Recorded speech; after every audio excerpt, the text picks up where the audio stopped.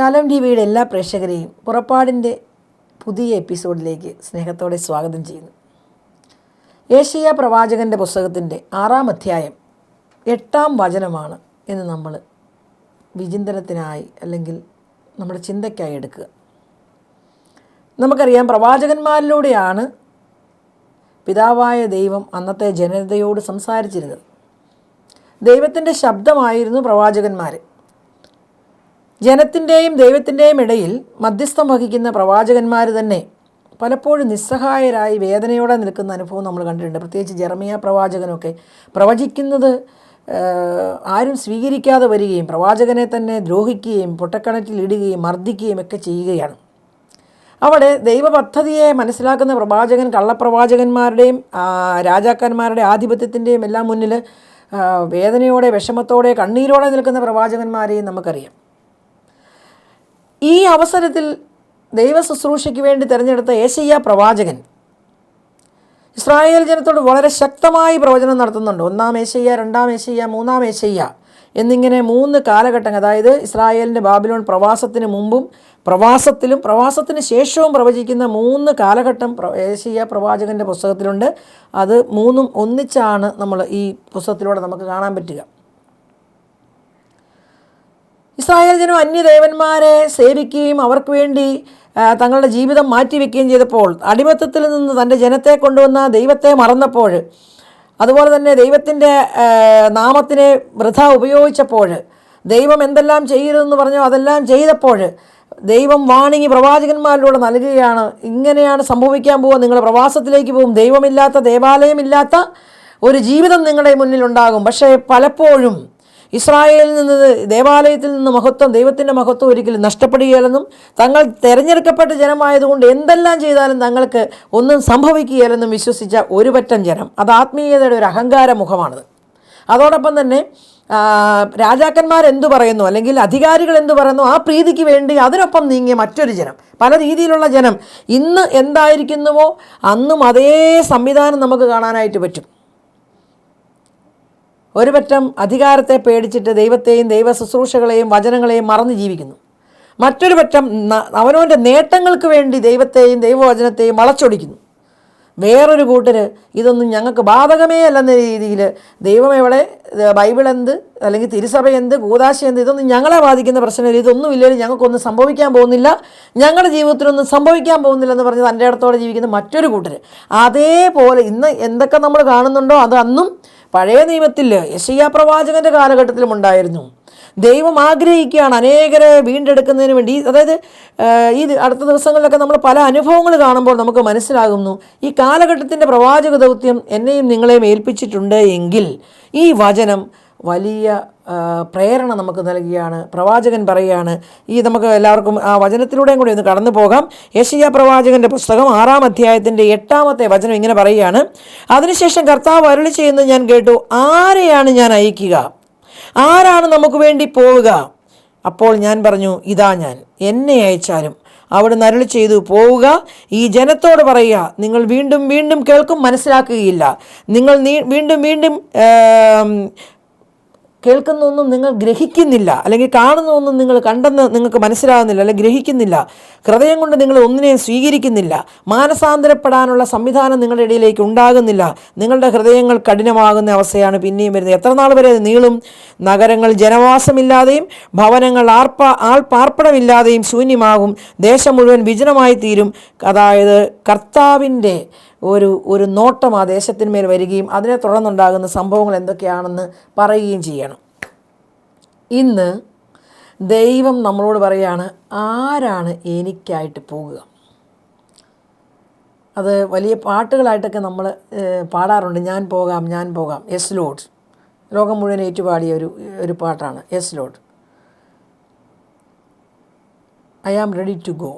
ഞാൻ പോകാൻ റെഡിയാണ്. യെശയ്യാ പ്രവാചകൻ പറഞ്ഞു, എന്നെ അയക്കൂ, ഞാൻ പോകാം.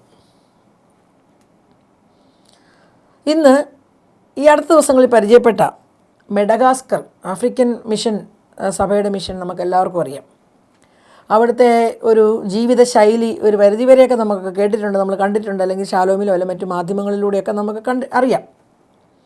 എന്നാൽ അവിടുത്തെ പിതാവ്, മെഡഗാസ്കറിൻ്റെ പിതാവുമായിട്ട് സംസാരിച്ചപ്പോൾ പുതിയകുളങ്ങര പിതാവ് പറഞ്ഞ ചില കാര്യങ്ങൾ വളരെയധികം നമ്മളെ സ്പർശിക്കുന്നതായിരുന്നു. ആഫ്രിക്കൻ മിഷന് വേണ്ടി അനേകം സന്യസ്തർ, സഭാ തലവൻ മെത്രാന്മാരുണ്ട്, സന്യസ്തരുണ്ട്, വൈദികരുണ്ട്, അനേകം അൽമായ ശുശ്രൂഷകരും പല മിഷൻ വേണ്ടി ചെയ്യുന്നുണ്ട്. ആഫ്രിക്ക എന്നല്ല, ലോകത്തിൻ്റെ പല ഭാഗങ്ങളിലും നമ്മുടെ സഭ മിഷൻ പ്രവർത്തനം ചെയ്യുന്നുണ്ട്. അതിൽ ചില സ്ഥലങ്ങൾക്ക് കുറച്ചുകൂടെ എളുപ്പമുണ്ട് മിഷൻ പ്രവർത്തനങ്ങളെ. കാരണം എന്ന് വെച്ച് കഴിഞ്ഞാൽ അവിടുത്തെ ക്വാളിറ്റി സ്റ്റാൻഡേർഡൊക്കെ അങ്ങനെയായിരിക്കാം. എന്നാൽ ചില സ്ഥലങ്ങൾ വിദ്യാഭ്യാസമില്ല, പറയുന്ന കാര്യം മനസ്സിലാക്കാനുള്ള അറിവില്ല, അല്ലെങ്കിൽ ഭക്ഷണം പോലും എങ്ങനെ വേവിച്ചാണ് ഇത് കഴിക്കേണ്ടതെന്ന് പോലും അറിയാത്ത ജനം, വിവാഹം എന്നതൊരു കുദാശയാന്ന് പോലും അറിയാത്ത ജനം, ഒരു കുഞ്ഞുണ്ടായാൽ അതിനെ എങ്ങനെ വളർത്തണമെന്നറിയാത്ത ജനം, വിദ്യാഭ്യാസം എന്ന് പറഞ്ഞത് ആ വഴിക്കേ പോയിട്ടില്ല, റോഡ് സൗകര്യങ്ങളില്ല, കറണ്ട് സൗകര്യങ്ങളില്ലാത്ത സ്ഥലത്ത് ശുശ്രൂഷ ചെയ്ത പിതാവ് തൻ്റെ അനുഭവങ്ങൾ പങ്കുവെച്ചത് എൻ്റെ മനസ്സിലിങ്ങനെ നിൽക്കുകയാണ്. അവർക്ക് വൃത്തി എന്താണെന്ന് പല സ്ഥലങ്ങളിലും അറിയില്ല. അവർ ഭക്ഷണം കഴിക്കുന്നത് അല്ലെങ്കിൽ അടിച്ചുകൂട്ടി വാരുന്നതിൻ്റെയൊക്കെ വേസ്റ്റൊക്കെ കൊണ്ടുവന്ന് കിടക്കുന്നതിൻ്റെ അടുത്ത് തന്നെ ഇടുകയും അവിടെ നിന്ന് എന്തെല്ലാം ദുർഗന്ധം വന്നാലും അവർക്ക് അത് തിരിച്ചറിയാൻ പറ്റുന്നില്ല. അവരുടെ കൂടെ ജീവിക്കേണ്ടി വരുന്ന കേരളത്തിലെ ഏറ്റവും നല്ല ഒരുപക്ഷെ നല്ല ഒന്നാന്തരം വൃത്തിയുള്ള വീട്ടിലും കുടുംബത്തിലും ഒക്കെ ജനിച്ചിട്ട് അവിടെ നല്ല ഭക്ഷണം കഴിച്ച് വളർന്ന ഒരു വൈദികനോ, ഒരു സന്യസ്ത ജീവിതം നയിക്കുന്ന ഒരു കന്യാസ്ത്രീയോ, അല്ലെങ്കിൽ ഒരു അൽമായനോ, ഒരു മെത്രാനോ ഒക്കെ പോയി ഇവരിൽ ഒരാളായി ജീവിക്കുന്ന മിഷൻ പ്രവർത്തനം. ആരാണ് എനിക്ക് വേണ്ടി പോകുക എന്ന ദൈവത്തിൻ്റെ ചോദ്യം ഇന്നും ചോദിച്ചപ്പോൾ yes I am ready to go എന്ന് പറഞ്ഞ് ദൈവത്തോട് യേസ് പറഞ്ഞിട്ട് പോയ സഭയുടെ മിഷൻ പ്രവർത്തനത്തിൻ്റെ ചില മുഖങ്ങളുടെ അനുഭവങ്ങൾ, ജീവിതങ്ങൾ കേൾക്കുമ്പോൾ എല്ലാ സൗകര്യത്തോടു കൂടി ഇരുന്നിട്ട് സ്വന്തം കുടുംബത്തിൽ പോലും ഈശോയെ നേറ്റു പറയാൻ പറ്റുന്നില്ലാത്ത ക്രിസ്ത്യാനികളും കൂടെ ഉള്ള, അല്ലെങ്കിൽ എവിടെയെല്ലാം സഭയെ അപമാനിക്കാമോ അവിടെയെല്ലാം നിന്ന് അപമാനിക്കുന്ന സഭ ചെയ്യുന്ന പ്രവർത്തനങ്ങളോ അല്ലെങ്കിൽ സഭാത്മകമായ ടീമുകൾ ചെയ്യുന്ന പ്രവർത്തനങ്ങളോ ഒക്കെ അപമാനിക്കാൻ വേണ്ടി തന്നെ ക്രിസ്ത്യാനികൾ തന്നെ മെനക്കെടുന്ന ഈ ലോകത്ത് ഈ വചനത്തിന് വലിയ പ്രസക്തിയുണ്ട്. കാരണം ഈ വചനം നമ്മോട് ചോദിക്കുകയാണ്, അന്ന് ദൈവം ചോദിച്ച അതേ ചോദിച്ചും ഇന്ന് ചോദിക്കുകയാണ്. പുതിയകുളങ്ങര പിതാവിനോടോ അല്ലെങ്കിൽ അവിടെ പോയേക്കുന്ന അനേകം സിസ്റ്റേഴ്സിനോടോ ആഫ്രിക്കയിലേക്ക് പോയ അൽമായരോടോ ദൈവം ചോദിച്ചപ്പോൾ അവർ യേസ് പറഞ്ഞ പോലെ തന്നെ എന്നോടും നിങ്ങളോടും ചോദിക്കുകയാണ്, ആര് എനിക്കായിട്ട് പോകും? ഈ പോകാമെന്ന് പറഞ്ഞവരിൽ തന്നെ വീണ്ടും പല പ്രശ്നങ്ങളും ഉണ്ടാകുന്നുണ്ട്. ഈ ഒരു ധ്യാനം കൂടി കഴിഞ്ഞ് കഴിയുമ്പോൾ വചനമൊക്കെ ഇങ്ങനെ അഗ്നി പോലെ ഹൃദയത്തിലും ശരീരത്തിലും മനസ്സിലും പരിശുദ്ധാത്മാവ് ഇങ്ങനെ കത്തിക്കുമ്പോൾ ഞാൻ എല്ലാത്തിനും റെഡിയാണ്, പാട്ട് പാടാൻ കഴിവുള്ളതെന്ന് പറയും. ഇനി ഞാൻ ഈശോയ്ക്ക് വേണ്ടി പാടും, 15 ദിവസം പാടും, പിന്നെ ഇവൻ്റെ പൊടി കാണുകയില്ല, പിന്നെ എവിടെ പോയെന്നൊരു പിടിയിൽ. അടുത്ത പ്രശ്നം വരുമ്പോഴോ അല്ലെങ്കിൽ അടുത്ത സ്റ്റേജ് വരുമ്പോഴോ അവനെ മറന്നു പോവുകയാണ്, ഈ പറഞ്ഞ വാക്ക് മറന്നു പോവുകയാണ്. ചിലർ പറയും ഞാൻ രോഗികളെ ശുശ്രൂഷിക്കാൻ വേണ്ടി ഞാൻ റെഡിയാവും, അനേകരെ ഞാൻ ശുശ്രൂഷിക്കും. 1000 പേര് തീരുമാനമെടുക്കും, അതിൽ നിന്ന് 10 പേര് നടപ്പാക്കും. ബാക്കി 990 പേരുടെയും കാര്യം നമുക്ക് പറയാൻ പറ്റില്ല, അവർ എങ്ങനെയോ മറ്റു കാര്യങ്ങളിലേക്ക് പെട്ടുപോയി. ചിലർ പറയും വചനം പറയാൻ എനിക്ക് ആഗ്രഹമുണ്ട്, ഞാൻ പഠിക്കും, വചനം പറയും, അല്ലെങ്കിൽ മറ്റുള്ളവരെ ഈശോയിലേക്ക് അടുപ്പിക്കാൻ ഞാൻ ശ്രമിക്കും, ലോകത്തിൻ്റെ അതിർത്തി വരെ പോയി ഞാൻ റെഡിയാണെന്നൊക്കെ ധ്യാനം കഴിയുന്ന സമയത്ത് എഴുന്നേറ്റ് എന്ന് പറയും. Yes I am ready ready ready എന്ന് പറയും. എന്നിട്ട് കുറച്ച് നേരം കഴിഞ്ഞ് കഴിയുമ്പോൾ ജീവിത വ്യഗ്രത വരുമ്പോൾ, ഈശോ പറഞ്ഞ ഉപമ പോലെയാണ്, മുള്ളുകൾ വന്ന് അതിനെ ഞെരുക്കുമ്പോൾ അല്ലെങ്കിൽ ആഴമില്ലാതെ വരുമ്പോൾ, ജീവിതത്തിൻ്റെ വ്യഗ്രതകൾ വരുമ്പോൾ ഈ വിത്ത് അവിടെ തന്നെ വാടിക്കരിഞ്ഞു പോവുകയാണ്. പക്ഷെ പ്രവാചകന്മാരെ ദൈവം തിരഞ്ഞെടുക്കുന്നത് ഒരു ദിവസം കൊണ്ട് ഒരാഴ്ച കൊണ്ട് ഡ്യൂട്ടി തീർക്കാനല്ല, അവരുടെ മരണം വരെ ആ ഡ്യൂട്ടിയിൽ ഉറച്ചു നിന്നുകൊണ്ട് എവിടെയായിരിക്കുന്നോ, ആരുടെ മുന്നിലാണോ സുവിശേഷത്തിന് സാക്ഷ്യം വഹിക്കേണ്ടത്, ഏത് രീതിയിലാണോ സാക്ഷ്യം വഹിക്കേണ്ടെങ്കിൽ അത് കൃത്യമായിട്ട് ചെയ്യാൻ വേണ്ടിയാണ് ദൈവം തിരഞ്ഞെടുത്തിരിക്കുന്നത്. മദർ തെരേസയെ തിരഞ്ഞെടുത്ത് അതേ റൂട്ടിലായിരിക്കണമെന്നില്ല, ബോസ്കോ പുത്തൂർ പിതാവിനെ തിരഞ്ഞെടുത്തിരിക്കുന്നത് അതേ രീതിയിലായിരിക്കണമെന്നില്ല, ഒരു കന്യാസ്ത്രീയെ തിരഞ്ഞെടുത്തിരിക്കുന്നത് അതേ രീതിയിലായിരിക്കണമെന്നില്ല, ഒരു പാട്ടുകാരിയെ തിരഞ്ഞെടുക്കുന്നത് അല്ലെങ്കിൽ അതേ രീതിയിലായിരിക്കണമെന്നില്ല, ഷാലോം ടീമിനെ തിരഞ്ഞെടുക്കുന്നത് അതേ കണ്ടീഷനിൽ കൂടെ തന്നെ പോകണമെന്നല്ല എന്നിൽ നിന്ന് ദൈവം പ്രതീക്ഷിക്കുന്നത്.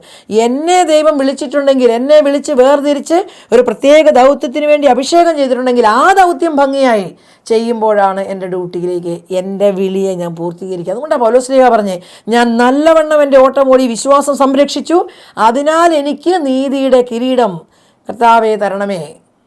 നല്ലവണ്ണം ഓട്ടമോടി വിശ്വാസം സംരക്ഷിച്ചു. യേശു പറഞ്ഞാൽ അത് വാക്കായിരിക്കണം. യേശുവിൻ്റെ പിന്നാലെ പോകുവാൻ തീരുമാനം ചെയ്തു, പിന്നിലേക്കില്ല അല്പവും. ആദ്യ കാലഘട്ടത്തിലെ കരസ്മാറ്റിക്കിനെ എല്ലാം സ്വാധീനിച്ച ഗാനത്തിൻ്റെ ലൈനത, പിന്നിലേക്ക് പിന്നെ അല്പവുമില്ല. എൻ്റെ മുന്നിൽ ക്രൂശുമുണ്ട്, ലോകവുമുണ്ട്, പ്രശ്നങ്ങളുമുണ്ട്, സഹനങ്ങളുമുണ്ട്. ഞാൻ പോകാമെന്ന് പറഞ്ഞ വഴി മുഴുവൻ മുൾപ്പടർപ്പായിരിക്കും. അത് പച്ച വിരിച്ച പുൽമേടൊന്നും ആയിരിക്കുകയില്ല. കഷ്ടപ്പാടുകളുണ്ട്, കഷ്ടതകളുണ്ട്. അല്ലെങ്കിൽ അവിടെ ഞാൻ കഴിച്ച ഭക്ഷണമല്ല ഞാൻ കഴിക്കേണ്ടത്, ഇന്നലെ വരെ ഞാൻ ജീവിച്ച ശൈലിയല്ല ജീവിക്കേണ്ടത്, ഇന്നലെ വരെ ഞാൻ സംസാരിച്ച ഭാഷയല്ല സംസാരിക്കുന്നത്, ഇന്നലെ വരെ ഞാൻ കണ്ട മുഖങ്ങളില്ല, എന്നോടൊരു തമാശ പറയാൻ അറിയാവുന്നവരല്ല, അവരോട് ഞാൻ പറയുന്നതിനാന്ന് അവർക്കും മനസ്സിലായില്ല, അവരെന്നോട് പറയുന്നതിനാന്ന് എനിക്കും മനസ്സിലായില്ലാത്ത ലോകത്ത് നിന്നുകൊണ്ട് ക്രിസ്തുവിന് വേണ്ടി സാക്ഷ്യം വഹിക്കാൻ വേണ്ടി പോകുന്ന മനുഷ്യരെ നമ്മൾ തീർച്ചയായിട്ടും ബഹുമാനിച്ചും പ്രാർത്ഥിച്ചും അവർക്ക് വേണ്ടി ചിന്തിച്ചുവേ മതിയാവും. എന്നാൽ കുറ്റങ്ങൾ കണ്ടുപിടിക്കാനും വിമർശിക്കാനും നടക്കുമ്പോൾ ഒറ്റ ഉദാഹരണത്തെ തന്നെ നമുക്ക് മനസ്സിലാകും. ഈ ആഫ്രിക്കൻ മിഷൻ മാത്രം എടുത്താൽ പോലും നമുക്ക് മനസ്സിലാകും. ഇന്നലെ വരെ കഴിച്ച ഭക്ഷണമല്ല, വേവിക്കാത്ത ഭക്ഷണം, അല്ലെങ്കിൽ അവരുടെ ശൈലി, അവർ കഴിക്കുന്ന രീതി, അതിന് ചിലപ്പോൾ നല്ല എരിവും നല്ല പുളിയൊക്കെ കൂട്ടി നമ്മൾ മീൻ കറിയാണ് നമ്മൾ കഴിച്ച് പഠിച്ചതെങ്കിൽ അതിൻ്റെ ചെതുമ്പൽ മാറ്റാതെ, കഴുകാതെ, വൃത്തിയാക്കാതെ, എങ്ങനെയെങ്കിലും പുഴുങ്ങിയോ പുഴുങ്ങാതെയോ കൊടുക്കുമ്പോൾ അത് കഴിക്കുന്ന മിഷനറി പ്രവർത്തനങ്ങളാണ് നമ്മൾ കാണുന്നത്. അതിനെ മാറ്റി വെക്കുന്നവരെയല്ല നമ്മൾ കാണുന്നത്.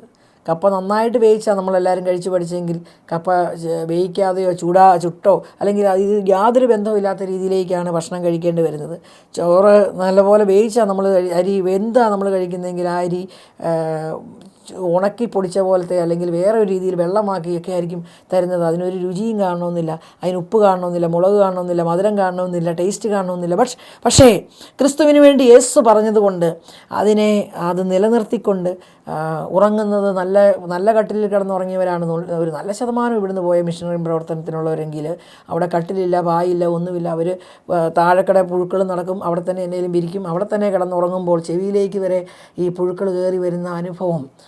അതിനെ സ്വീകരിച്ചുകൊണ്ട് ശുശ്രൂഷ ചെയ്യുന്ന മിഷൻ പ്രവർത്തനങ്ങളെ, സഭയുടെ നന്മയെ, അവിടെ പോയി സഭ എല്ലാവരും കൂടെ മാമോദിസ മുക്കാൻ വേണ്ടി മാത്രമാണ് പോകുന്നതെന്ന് പ്രചരിപ്പിക്കുന്നതല്ല ഇതിൻ്റെ അകത്തെ സത്യം.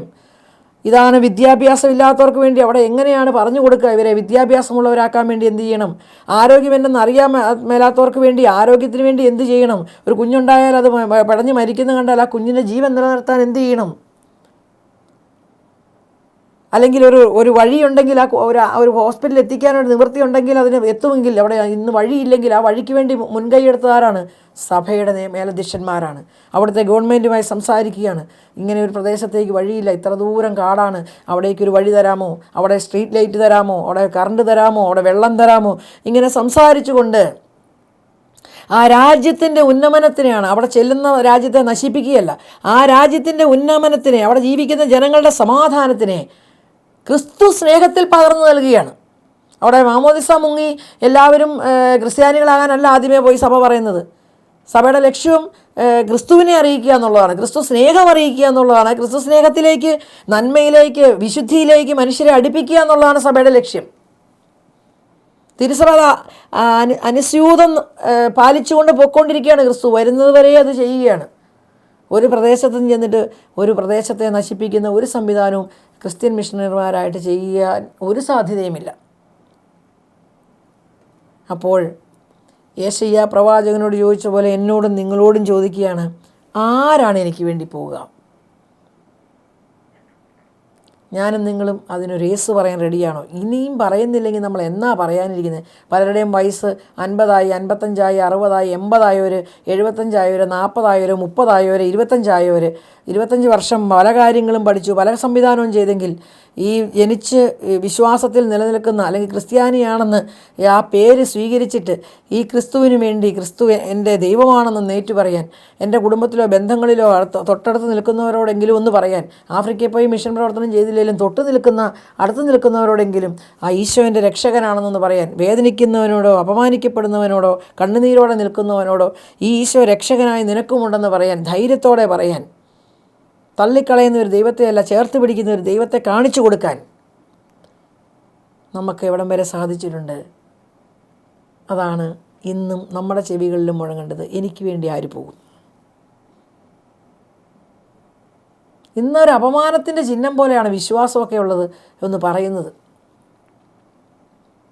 അല്ലെങ്കിൽ ധാർമ്മികമായ ഒരു ജീവിതത്തിനെ പറ്റി ഒരു വാക്ക് പറയാൻ ഭയമാണ്. അതന്നേരം രാജ്യദ്രോഹമാകുമെന്നാണ് പേടി.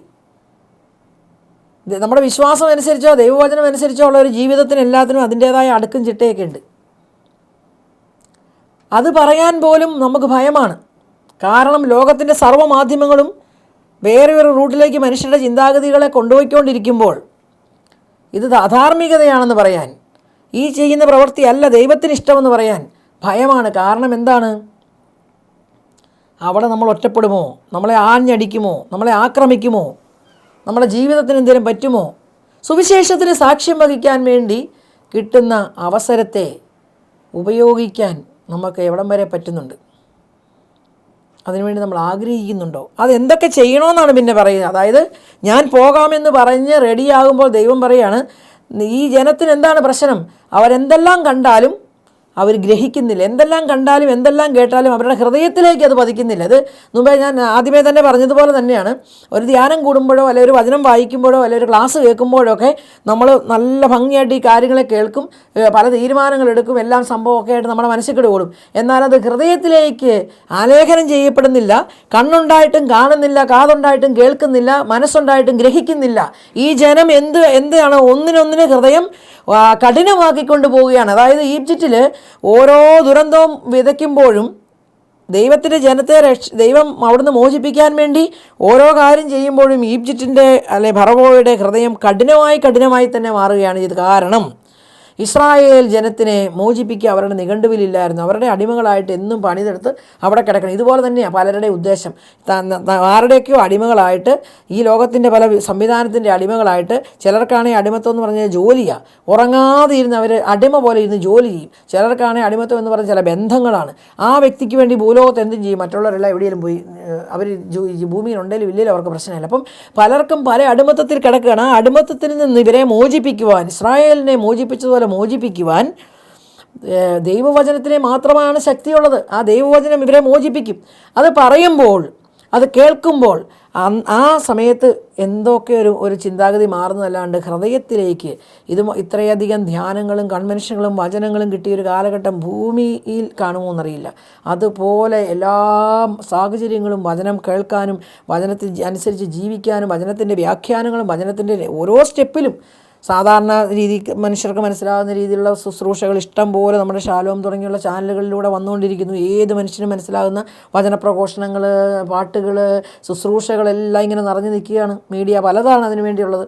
അതോടൊപ്പം തന്നെ കുറച്ചുകൂടെ ക്വാളിറ്റിയോടുകൂടി വചനം ആഴമായി പഠിക്കാൻ വേണ്ടി തിയോളജിക്കൽ ക്ലാസ്സുകൾ തന്നെ ഓൺലൈനിൽ നല്ല സഭയുടെ മേലധ്യക്ഷന്മാർ തന്നെ നടത്തുന്നു, അല്ലെങ്കിൽ കൃത്യമായി സഭ ഏൽപ്പിച്ചേക്കുന്നത് നടത്തുന്നു. നമുക്ക് കേട്ട് മനസ്സിലാക്കാം ഓരോ പുസ്തകം എന്താണ്, അല്ലെങ്കിൽ എന്തൊക്കെയാണ് അവിടെ ഉദ്ദേശിച്ചേക്കുന്നത്, അതിൻ്റെ തിയോളജി വശം മനസ്സിലാക്കാം.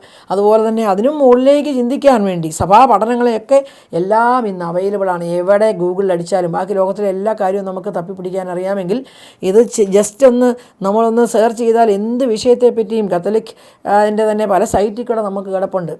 പലപ്പോഴും വിഷമം തോന്നാറുണ്ട്. 10, 40, 50 വർഷം ഈ ഭൂമിയിൽ ജീവിച്ചിട്ട് കത്തോലിക്ക വിശ്വാസത്തിലാണെന്ന് പറയുകയും ക്രിസ്ത്യാനിയാന്ന് പേരും പള്ളിയിലൊക്കെ ബന്ധം ഉണ്ടായിട്ട് പോലും പലപ്പോഴും ബേസിക്കായ കാര്യങ്ങൾ പോലും ഇന്നത്തെ മാർപ്പാപ്പ ഫ്രാൻസിസ് മാർപ്പാപ്പയാണെന്നുള്ളത് ചോദിച്ചു കഴിഞ്ഞാൽ അത് എത്ര മാർപ്പാപ്പമാരിലൂടെയാണ് ഈ കത്തോലിക്ക സഭയുടെ ചരിത്രം ഇന്നും സർവ്വഭംഗിയോടും കൂടി മഹത്വത്തോടും കൂടി നിൽക്കുന്നത്. അത് ഇത്രയും ചില സ്ഥലങ്ങളിലൊക്കെ ചിലപ്പോൾ നമ്മൾ ഇതിനെപ്പറ്റിയൊക്കെ ഇൻട്രൊഡ്യൂസ് ചെയ്യുമ്പോൾ ഒരു ബന്ധവുമില്ലാത്ത ഉത്തരങ്ങളൊക്കെ പലപ്പോഴും വരുന്നത് കണ്ടിട്ടുണ്ട്. 2000 വർഷം കഴിഞ്ഞു. അതിൻ്റെ അനുസരിച്ചെങ്കിലും മാർപ്പാപ്പമാരുടെ എണ്ണം നമ്മുടെ മനസ്സിൽ വെക്കണ്ടേ. 265 മാർപ്പാപ്പമാരുടെ ചരിത്രം ഇവിടെ നമുക്ക് റെക്കോർഡിക്കലി ഉണ്ട്. ഇത് ഇവിടുന്നോ പൊട്ടിമുളച്ച ഒരു കത്തോലിക്ക സഭയിലല്ല നമ്മൾ ജീവിക്കുന്നത്. പലപ്പോഴും നമ്മളെ പേരിന് കാരണമായ വിശുദ്ധരെ പറ്റി ഒരു വാക്കറിയാൻ മേലാത്ത എത്രയോ പേരെ നമ്മൾ കണ്ടിരിക്കുന്നു. നമ്മുടെ പേര് നമുക്ക് പേര് കിട്ടി സെയിൻറ്റ് ആൻ്റണി പേരാണ് കിട്ടിയേക്കുന്നത്. ആൻ്റണിയുടെ പേര്, സെയിൻറ്റ് ആൻ്റണിയുടെ പേരുണ്ട്, ആൻ്റണി എന്നായിരിക്കും പേര്. ഒരു പക്ഷേ ആ വിശുദ്ധനായ അന്തോനീസ് ആരായിരുന്നെന്ന് ഒരു വാക്കിലെങ്കിലും മധ്യസ്ഥ സഹായം അപേക്ഷിക്കാൻ വേണ്ടിയെങ്കിലും എൻ്റെ പേരിൻ്റെ കാരണമല്ലെന്നെങ്കിലും ഓർത്ത് ആ വിശുദ്ധനാരാണെന്ന് ഒരു സെക്കൻഡ് ഒന്ന് ഗൂഗിളിൽ സെർച്ച് ചെയ്ത് കണ്ടുപിടിക്കാൻ നമുക്ക് സമയമില്ല, നമുക്ക് സാഹചര്യമില്ല, നമുക്കതിന് ആഗ്രഹമില്ല. അപ്പോൾ പേരുകൊണ്ട് വലിയ ക്രിസ്ത്യാനികളാണെങ്കിലും ദൗത്യം കൊണ്ടും വിളിയെ സ്വീകരിച്ചുകൊണ്ടും നമ്മൾ എവിടം വരെ പോയി എന്ന് നമ്മൾ ചിന്തിക്കേണ്ടിയിരിക്കുന്നു. പലരുടെയും പേര് ഇപ്പോൾ ഉദാഹരണം ഞാൻ ക്ലാര എന്ന് പേരുള്ള പലരുണ്ട്, സിസിലി എന്ന് പേരുള്ള പലരുണ്ട്, കൊച്ചുത്രസ്യ എന്ന് പേരുള്ള പലരുണ്ട്. ഇവരുടെയൊക്കെ ജീവിതം എന്തായിരുന്നെന്ന് അത്യാവശ്യം ആ പേരിന് കാരണമായവരുടെയെങ്കിലും ജീവിതം എന്തായിരുന്നു എന്നൊന്ന് മനസ്സിലാക്കാൻ നമ്മൾ ശ്രമിച്ചിട്ടുണ്ട്. അപ്പം വിളി നമുക്ക് കിട്ടി, പക്ഷേ നമ്മൾ എത്ര കേട്ടാലും നമ്മുടെ ഹൃദയത്തിലേക്ക് അത് എവിടം വരെ എത്തുന്നുണ്ട്, എത്ര കണ്ടാലും നമ്മുടെ മനസ്സിലേക്ക് അത് എന്തുമാത്രം പതിയുന്നുണ്ട്, എന്തുമാത്രം ഹൃദയത്തെയും മനസ്സിനെയും അത് നവീകരിക്കുന്നുണ്ട്, മാനസാന്തരത്തിലേക്ക് എവിടം വരെ അത് നയിക്കുന്നുണ്ട്.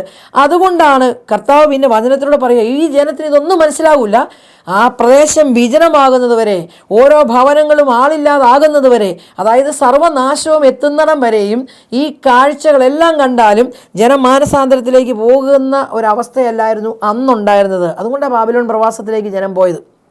ഇസ്രായേൽ ജനം ബാബിലോൺ പ്രവാസത്തിൽ പോകുന്നതിന് മുമ്പുള്ള പ്രവചനമാണിത്. ജനത്തിന് മനസ്സിലാകില്ല എന്ത് ചെയ്യണമെന്ന്. ഇന്നും അതുതന്നെയാണ്. എന്തെല്ലാം കൺമുമ്പിൽ കണ്ടാലും ദൈവത്തെയും തിരുസഭയെയും എല്ലാം തള്ളിപ്പറഞ്ഞുകൊണ്ട് എങ്ങനെയൊക്കെ ജീവിക്കാമെന്ന് പഠിക്കുന്ന, അധാർമികതയുടെ അങ്ങേയറ്റം, അരാജകത്വത്തിൻ്റെ അങ്ങേയറ്റം പോയി ജീവിക്കാൻ ശ്രമിക്കുന്നവർ അത് എവിടെ ചെന്ന് നിൽക്കുമെന്നുള്ളതാണ് ദൈവവചനം നമ്മളെ പഠിപ്പിക്കുക.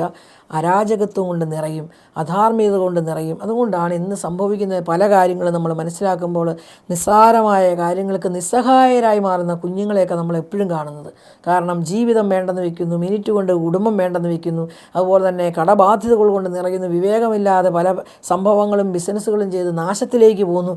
എന്തുകൊണ്ടാണ്? ഒന്നാം സ്ഥാനത്തിലേക്ക് ദൈവത്തിൻ്റെ വിളിയെ മനസ്സിലാക്കിക്കൊണ്ട്, ദൈവം എനിക്ക് തന്ന ദൗത്യം മനസ്സിലാക്കിക്കൊണ്ട്, ഈ കാലഘട്ടത്തിൽ ജീവിക്കുമ്പോൾ ഞാൻ എങ്ങനെ ജീവിക്കണമെന്ന് വിവേകപൂർവ്വം മനസ്സിലാക്കിക്കൊണ്ട്, തലമുറയ്ക്ക് അത് പകർന്നു കൊടുത്തുകൊണ്ട്, ഹൃദയം കഠിനമാക്കാതെ മാനസാന്തരത്തിൻ്റെ ഫലങ്ങൾ പുറപ്പെടുവിച്ചുകൊണ്ട് ദൈവത്തോട് ചേർന്ന് വിളിക്കനുസരിച്ച് ജീവിക്കാൻ നമുക്ക് പറ്റുന്നുണ്ടോ? ഇതാണ് നമ്മളോടുള്ള ഈ പ്രവചനത്തിൻ്റെ ഏറ്റവും വലിയ കാതലായൊരു ചോദ്യം. കണ്ണുണ്ടെങ്കിലും കാണുന്നുണ്ടോ? ചെവിയുണ്ടെങ്കിലും കേൾക്കുന്നുണ്ടോ? മനസ്സുണ്ടെങ്കിലും ഗ്രഹിക്കുന്നുണ്ടോ? വചനമെല്ലാം കേട്ടാലും മാനസാന്തരത്തിൻ്റെ ഫലങ്ങൾ പുറപ്പെടുവിക്കാൻ നമുക്ക് സാധിക്കുന്നുണ്ടോ? ഏറ്റ ദൗത്യം ഒരു ക്രിസ്ത്യാനി എന്നുള്ള നിലയ്ക്ക് പ്രവാചകനോട് പറഞ്ഞ പോലെ, നീ എൻ്റെ ശബ്ദമായി മാറണം, നീ എൻ്റെ കണ്ണുകളായി മാറണം, നീ എൻ്റെ ചെവിയായി മാറണം, നീ എൻ്റെ കൈയായി മാറണം, നീ എൻ്റെ പാദങ്ങളായി മാറണം. ദൈവത്തിൻ്റെ കണ്ണും കാലും ഒക്കെ ആയിട്ട് ഇന്ന് ദൗത്യം ചെയ്യാൻ ഏൽപ്പിച്ചിരിക്കുന്ന നമ്മൾ അത് ഭംഗിയായി ചെയ്യുമ്പോൾ എന്താണ് ഇവിടെ സംഭവിക്കുക? നമ്മൾ 1000 പേരോട് ദൈവശുശ്രൂഷ, ദൈവവചനത്തെപ്പറ്റി ആ മെഡഗാസ്കറിലെ പിതാവ് സംസാരിച്ച പോലെ അനേകരോട് പറയുമ്പം അവർ പലരും അത് സ്വീകരിക്കും. കുറച്ച് പേരെങ്കിലും സ്വീകരിക്കും, കുറച്ച് പേർക്കെങ്കിലും ധാർമ്മികത മനസ്സിലാവും, കുറച്ച് പേർക്കെങ്കിലും വിവാഹം എന്നാന്ന് മനസ്സിലാവും. പിതാവ് പറയത് വിവാഹം കഴിക്കണമെങ്കിൽ അവിടെ ഒരു പെൺകുട്ടിക്ക് വിവാഹം കഴിക്കണമെങ്കിൽ ആ പെൺകുട്ടിക്ക് മക്കളുണ്ടാകുമെന്ന് തെളിയിച്ചാൽ അവിടെ വിവാഹത്തിന് വിവാഹമൊന്നുമില്ല, അതൊരു സ്ട്രക്ചർ, അത്രേ ഉള്ളൂ. അപ്പോൾ കല്യാണമില്ല, അല്ലെ കൂതാശ എന്നാണെന്നറിയില്ല. അവരിൽ 100 പേരോട് പറയുമ്പോൾ ആ ധാർമ്മിക വശങ്ങളെങ്കിലും മനസ്സിലാക്കി അവർ ജീവിതത്തിലേക്ക് വരുന്നതായിട്ട് പിതാവിനോട് പങ്കുവെച്ച അനുഭവം ഇപ്പോഴും ഞാൻ ഓർക്കുകയാണ്. അപ്പോൾ നമ്മളുടെയും ഡ്യൂട്ടി അതുതന്നെയാണ്. 100 പേരോട് പറയുമ്പോഴായിരിക്കാം അതിൽ 10 പേർക്ക് വലിയ മാനസാന്തരത്തിൻ്റെ ഫലമുണ്ടാകുക. 1000 പേരോട് പറയുമ്പോൾ അതിൽ നിന്ന് 100 പേർക്ക് മാനസാന്തരത്തിൽ, പ്രവാചകന്മാരെ കൊണ്ട് പോലും ആ പ്രദേശം മുഴുവനെ മാനസാന്തരപ്പെടുത്താൻ പറ്റുന്നില്ല. പക്ഷേ ദൈവം അവരുടെ ദൗത്യം നന്നായിട്ട് ചെയ്യുമ്പോൾ അനേകർ മാനസാന്തരത്തിലേക്ക് വരുന്നത് കാണാം. അപ്പോൾ നമ്മുടെ ദൗത്യം ഏറ്റവും ഭംഗിയായി ചെയ്യുവാൻ ഞാൻ പോകാം, I am ready to go എന്നുള്ള ഒരു സന്ദേശം യെശയ്യാ പ്രവാചകനെ, ഇപ്പോൾ എന്നെ അയക്കൂ, ഐ ആം റെഡി എന്നുള്ള ഒരു സന്ദേശം അധികം നമ്മൾ നീട്ടിവെക്കുകയല്ല. ഇന്ന് ഏൽപ്പിക്കുന്ന ദൗത്യം ഇന്ന് ചെയ്യുവാൻ, അത് ദൈവത്തോട് ചേർന്ന് ചെയ്യുവാൻ ഈ വചനമൊക്കെ നമ്മളെ സഹായിക്കട്ടെ എന്ന് പ്രാർത്ഥിച്ചുകൊണ്ട് നിർത്തുന്നു. ആമേൻ.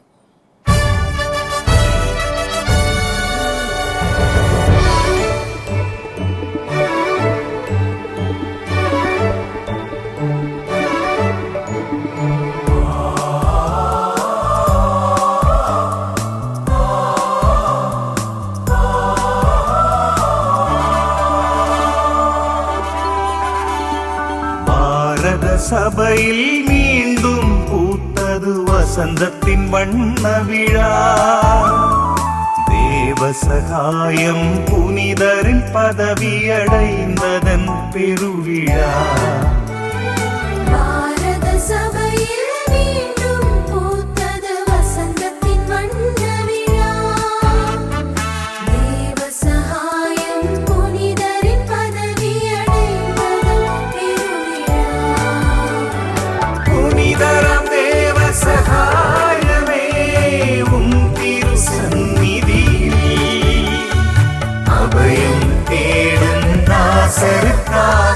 பரிந்துரை செய்வீரே புனிதராம் தேவ சகாயமே, திரு சந்நிதி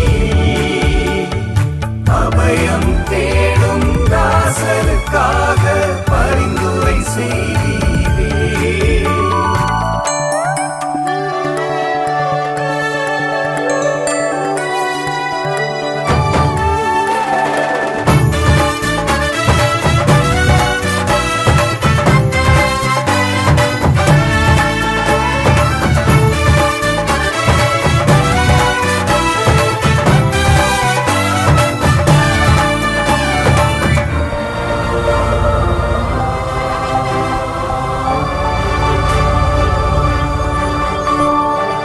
விசுவாசத்தின் வழியே சென்று புனிதர் பதவியடைந்தீர்.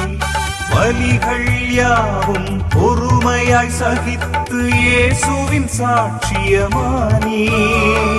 விசுவாசத்தின் வழியே சென்று புனிதர் பதவியடைந்தீர். வலிகள் யாவும் பொறுமையாய் சகித்து இயேசுவின் சாட்சியமானீர்.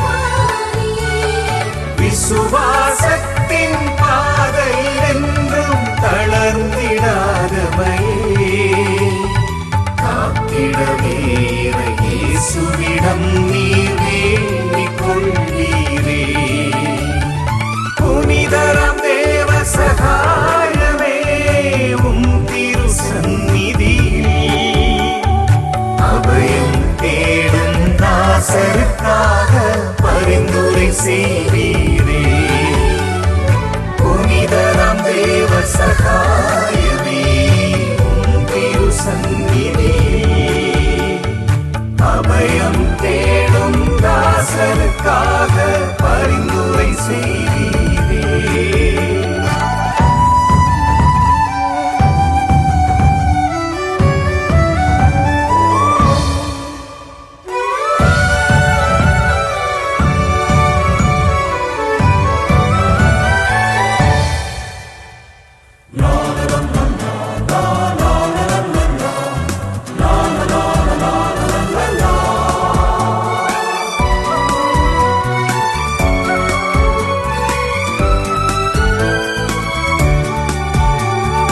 பாடுகள் பலமுறை ஏற்ற நேரம் பதற்றமேதுமில்லாமல் சிலுவையில் மரித்த இயேசுவை நோக்கி பொறுமையின் சாட்சியம் சொன்னீர்.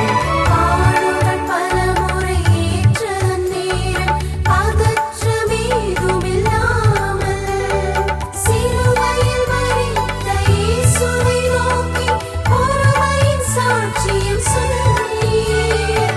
அனுதின வாழ்வின் வழியில் சிலுவையின் பாரம் தாங்கிடும் நேரம் இயேசுவுக்காக சாட்சியம் நல்கிட வேண்டிக் கொள்வீரே. புனிதராம் தேவ சகாயமே உம் திரு சந்நிதியில் அபயம் தேடும் தாசருக்காக பரிந்துரை செய்வீரே. புனிதராம் தேவ சகாயமே உம் திரு சந்நிதியில் அபயம் தேடும் தாசருக்காக பரிந்துரை செய்வீரே. பாரத சபையில் மீண்டும் பூத்தது வசந்தத்தின் வண்ண விழா. தேவ சகாயம் புனிதரின் பதவியடைந்ததன் பெருவிழா. பாரத சபையில் மீண்டும் பூத்தது வசந்தத்தின் வண்ண விழா.